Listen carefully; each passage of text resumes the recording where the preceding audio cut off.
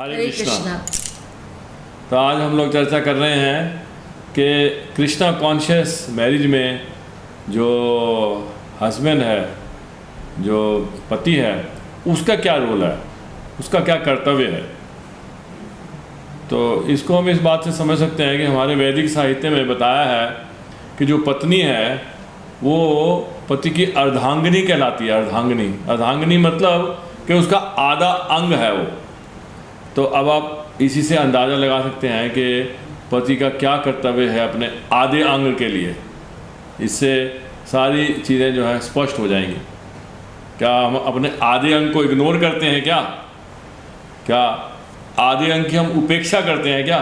नहीं, हमारे पूरे शरीर की हम रक्षा करते हैं। दोनों ही अंग, हमारा जो दायां हाथ है चाहे हमारा बायां हाथ है, दोनों की हम सुरक्षा करते हैं।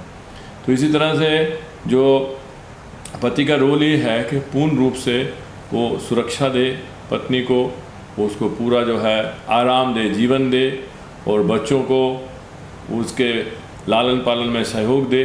क्योंकि बच्चे उसने, पत्नी ने अकेले तो पैदा नहीं किए, उसका भी रोल है उसमें, बच्चों को पैदा करने में। तो पालने में भी उसका पूरा रोल होना चाहिए, हर तरह से उसका सहयोग देना चाहिए।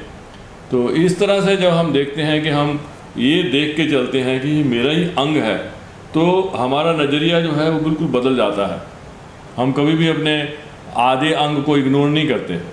तो इसीलिए हमारे शास्त्रों में पत्नी को अर्धांगिनी कहा है, अर्धांगिनी कहा है। इसीलिए हम उसको कभी सेपरेट भी नहीं करते, इसलिए तलाक का भी प्रश्न नहीं उठता।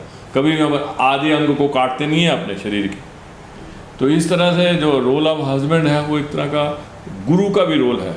मतलब वो जो है संरक्षण दे रहा है, सारे परिवार को संरक्षण दे रहा है। तो इसलिए उसको सबसे ज़्यादा टॉलरेंट भी होना है, सबसे ज़्यादा जो है उसको रिस्पॉन्सिबल भी होना है। वो एक तरह का वो लीडर है। तो रोल ऑफ हस्बैंड में सारी चीज़ें आती हैं कि वो परिवार का पूर्ण रूप से संरक्षण देगा। हरे कृष्णा। हरे कृष्णा। धन्यवाद।